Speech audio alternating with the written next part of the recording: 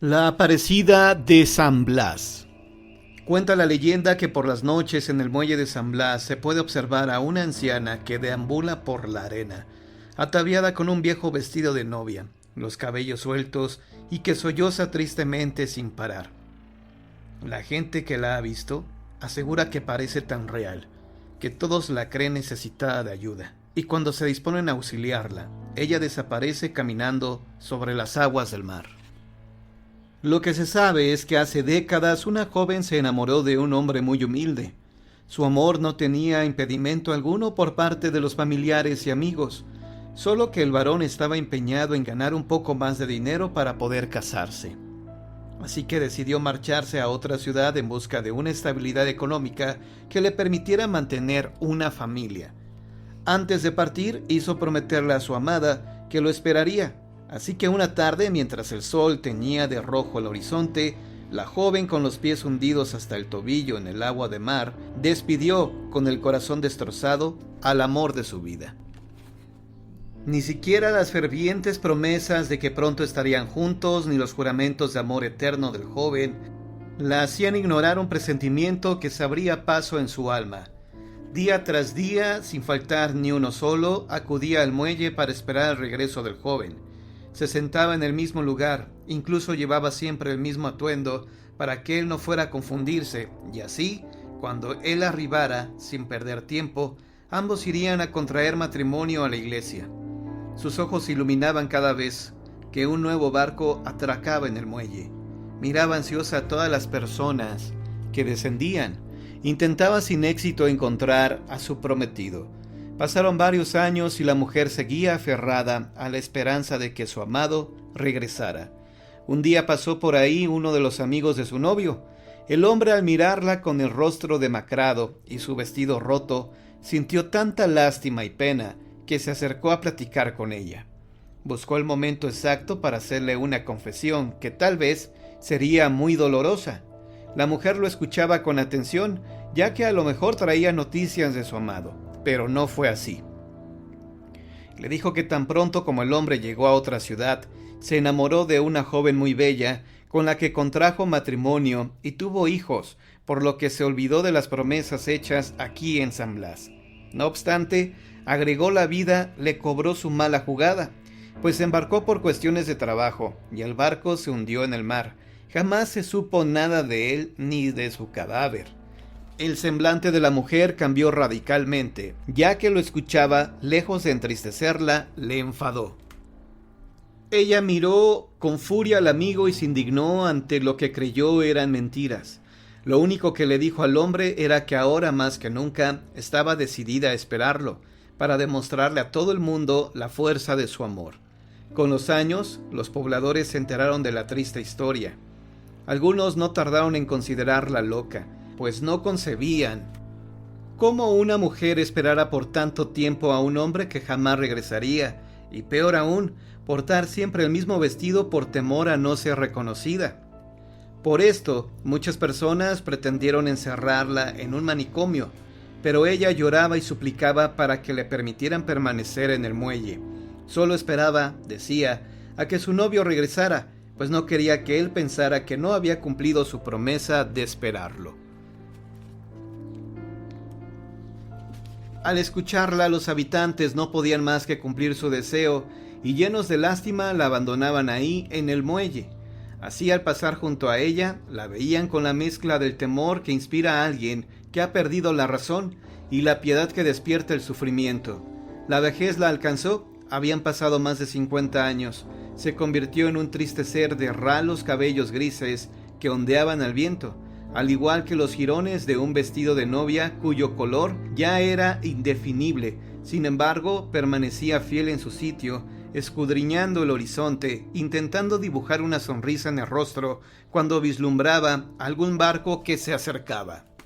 Un día, quizá debido a una tempestad, caminó hacia el mar con el objetivo de esperar más de cerca al navío que se veía a lo lejos.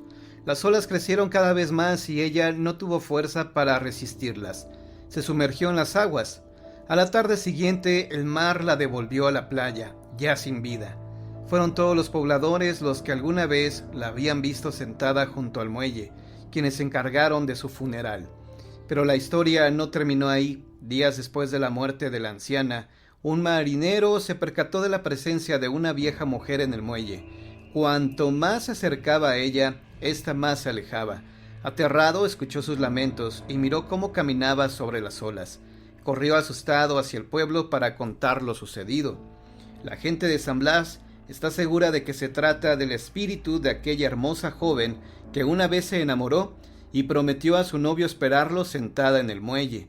Es por ello que algunas noches regresa del más allá con la esperanza de reencontrarse con el amor de su vida.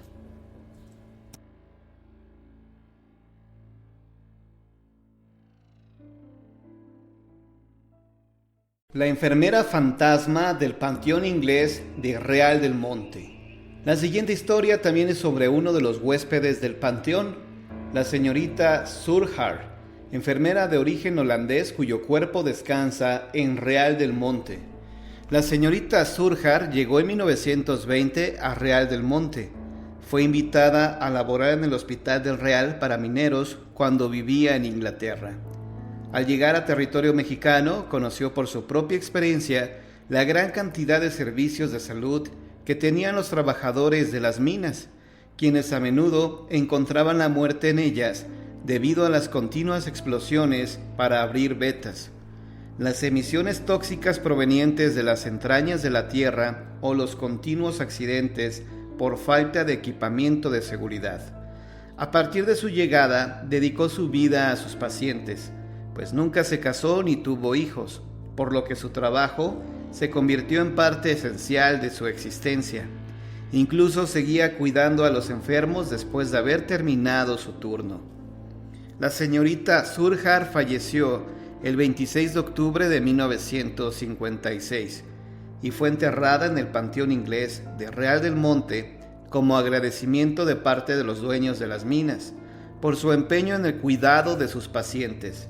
Se estableció incluso un día de luto por esa muerte, además de que gran parte del pueblo acudió a su entierro, ya que tanto los trabajadores como sus familias estaban muy agradecidos por todo lo que había hecho por ellos. La enfermera había amado tanto a México que pidió ser enterrada en el suelo donde tanto trabajó. Habían pasado 10 años de su muerte cuando en la mina sucedió un terrible accidente.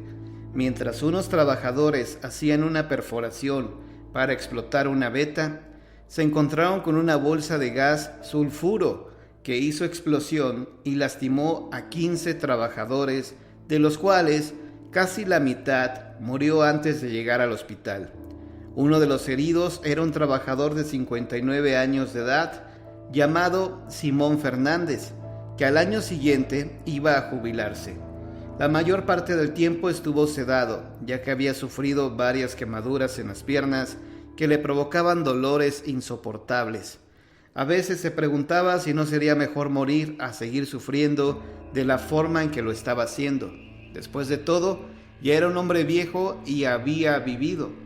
Llegó la noche y con ella nuevamente la agonía de Simón, pues ya había pasado el efecto de los medicamentos. De pronto llegó una enfermera, quien de forma dulce le preguntó cómo se sentía y cambió sus vendajes. Le volvió a administrar el fármaco y se quedó un rato con él. Simón no la reconoció hasta que le dijo: «No es bueno desear la muerte, Simón. Ella vendrá sola cuando sea pertinente. Descansa y te pondrás mejor. Aún no es tu tiempo». El hombre abrió los ojos y la reconoció. Era la señorita Surhar en persona lo que le hablaba, quien le había cambiado el vendaje y había administrado la medicina.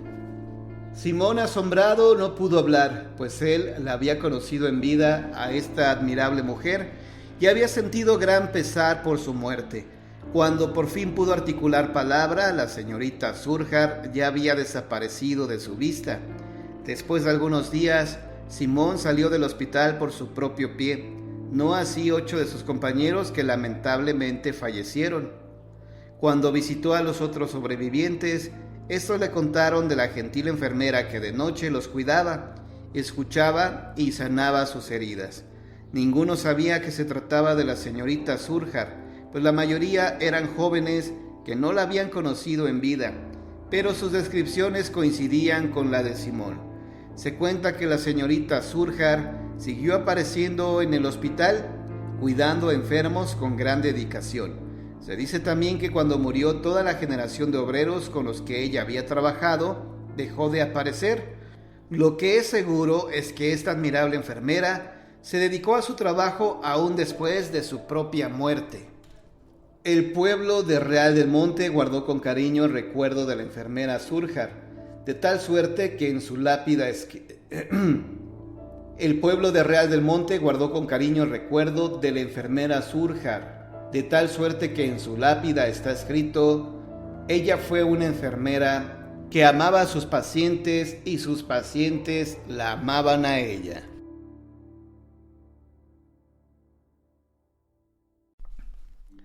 Un esqueleto maldito.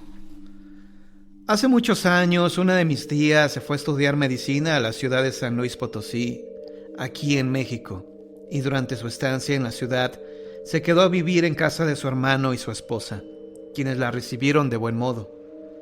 Ahora bien, me cuenta mi tía que para pasar la materia de anatomía necesitaba estudiar el esqueleto humano, y que para ello, ya que no se podía permitir pagar uno de fibra de vidrio u otro material, le pidió a su maestro de anatomía que le consiguiera un esqueleto en préstamo. Así, un día su maestro llegó con el esqueleto en una caja larga y se lo entregó, con la condición de que lo regresara después del examen. Mi tía, muy contenta, se llevó el esqueleto a casa, y como si tal cosa no les importó a su hermano y su esposa. Pasaron los días y me cuenta mi tía que una noche se tuvo que quedar hasta muy tarde estudiando en su cuarto, que está muy cerca del baño y en donde por falta de espacio guardaba el esqueleto en su caja, recargada en una pared, cuando de repente oyó unos ruidos provenientes del baño. Pensando que era su imaginación o su cansancio, no le dio importancia. Sin embargo, el ruido persistía. Se acercó al baño, que estaba vacío, y con sorpresa se dio cuenta que el ruido provenía de dentro de la caja, y sonaba como si alguien estuviera rascando la pared de la caja. Adela, mi tía, se quedó impresionada y descartó cualquier otra opción, como una rata o algo así, ya que la casa la fumigaban constantemente, además de que la caja era de gruesa madera, por lo que no era fácil que un animal la royera. Trató de no darle la mayor importancia y lo dejó pasar. Sin embargo, días después su cuñada le platicó que por las noches oía ruidos raros en el baño, como si alguien estuviera rascando una pared, pero jamás hizo el intento de asomarse a ver qué era. Mi tía no le había platicado nada a nadie. No sabían explicarse esta situación, hasta que una noche en que mi tía seguía estudiando, se empezaron a oír los ruidos del baño fuertemente, pero como estaba muy ocupada, hizo como si no los oyera, hasta que su cuñada entró a su cuarto muy pálida y casi histérica. Le dijo que acababa de entrar al baño y claramente se oía cómo rascaban desde dentro de la caja, pero ahora de una manera diferente, como si alguien tocara con los dedos una melodía. Ambas, a pesar del miedo, se acercaron al baño a ver, cuando de repente, y para su admiración, la caja empezó como a dar pequeños saltos, por lo que gritaron de miedo, atrayendo con sus gritos a mi tío, que no sabía la causa de tal alboroto. Su esposa, muy nerviosa, le platicó lo sucedido, pero mi tío, como no daba importancia a esas cosas, se acercó a la caja y la abrió. Y para admiración de su hermana y su cuñada, el esqueleto estaba intacto, pero no había ningún animal u otra cosa que hubiera causado todo el numerito que acababan de presenciar. Después de esto, mi tía y su cuñada pasaron la noche en vela, y al día siguiente su cuñada le ordenó que sacara el esqueleto de su casa, a lo que mi tía obedeció. Hasta ese momento todo quedaba confuso, pues mi tía se decía que no había explicación para tales hechos, pues el esqueleto era una imitación. Sin embargo, al llegar a la facultad, buscó al maestro y le llevó la caja con su contenido sin explicarle lo sucedido. El maestro se sorprendió, pues le había dicho que se quedara el esqueleto para estudiarlo hasta el examen, para el que faltaba todavía una semana, Pero como mi tía no le daba ninguna explicación, el médico le dijo: Adela, no habrá creído los chismes acerca de este esqueleto, ¿verdad? Mi tía, al no saber de qué hablaba su maestro, le preguntó que cuáles eran dichos chismes. Bueno, como usted se habrá dado cuenta, el esqueleto es de un muerto, si bien el barniz y su antigüedad le dan otro matiz. Sin embargo, varios de los alumnos a los que les he prestado este material aseguran haber oído ruidos que provenían de dentro de la caja durante la noche. Pero usted no cree en esto, ¿verdad? Mi tía, al oír esto, prefirió no contarle nada a su maestro, pero eso sí, se quedó muy sorprendida.